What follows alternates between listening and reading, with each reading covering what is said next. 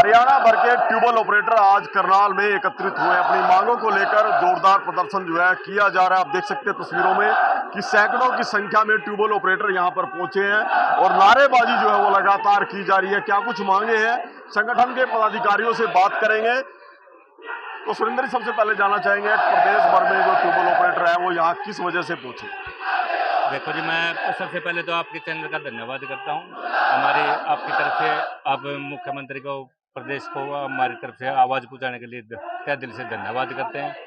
हमारे सभी tubewell operator साथियों बड़े परेशान हैं जी। एक तो इनकी सबसे कम सैलरी है जी, जिसका गुजारा नहीं होता, क्योंकि 24 घंटे की ड्यूटी में सिर्फ 10,000 रुपये मिलते हैं। और हमें भी मतलब जो सरकार अभी नई पॉलिसी बना रही है, तो इसमें 3 साल की उसमें हमारे को भी उसमें शामिल किया जाए, हमारा PF ESI लागू किया जाए।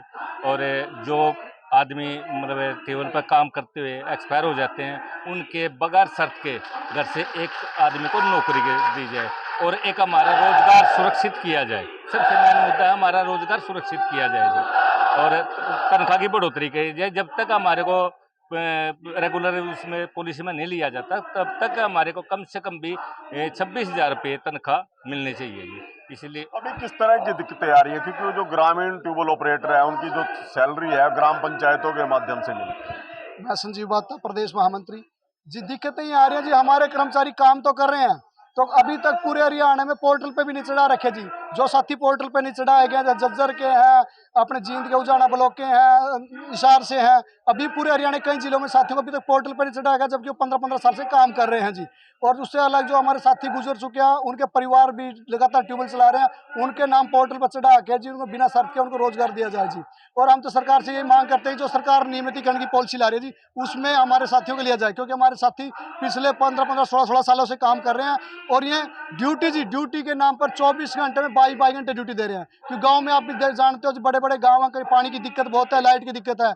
अगर लाइट नहीं आती तो मान लो एक मोहल्ले में पानी चला गया तो दूसरे मोहल्ले में नहीं गया, तो गाड़ी जाके पकड़ते हैं हमारे ऑपरेटर को, उसको कोई सुरक्षा नहीं है। अभी भी आपके सामने ताजा उदाहरण है, अपने बराड़ा ब्लॉक में अम्बाड़ा में एक हमारा जलकर्मी साथी को रात को मार दिया जी। उसकी क्या, उसके परिवार का इकलौता चिराग था जी, उसको मार दिया। कोई क्या सेफ्टी है जी? तो हमारे साथियों को सेफ्टी दी जाए जी, रोजगार सुरक्षित किया जाए और सभी प्रकार की सुविधा दी जाए जी। तो आवाज सिंह जी, क्या कुछ ज्ञापन रहेगा, क्या मांग कर रहे हैं? हमने पूरे प्रांत में 12 जनवरी को उपायुक्त के माध्यम से पंचायत निदेशक को ज्ञापन दिया था, और उसमें हमने 12 सूत्रीय मांग भी सरकार को भेजी थी।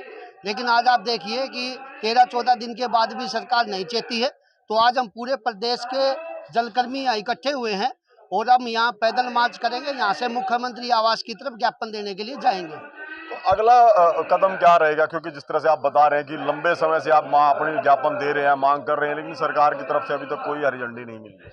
हमारा एक तो ये है कि आज जब हम ज्ञापन देंगे तो सरकार से यही मांग करेंगे, इन मांगों को पूरा किया जाए। और अगर सरकार मांगों को पूरा नहीं करती तो हम फिर 20-25 दिन के बाद यहाँ अनिश्चितकालीन पड़ाव लगाएंगे। अगर फिर भी बात नहीं बनती तो पूरे हरियाणा का जलकर्मी हड़ताल पे चला जाएगा, जिसकी जिम्मेवारी हरियाणा सरकार की होगी।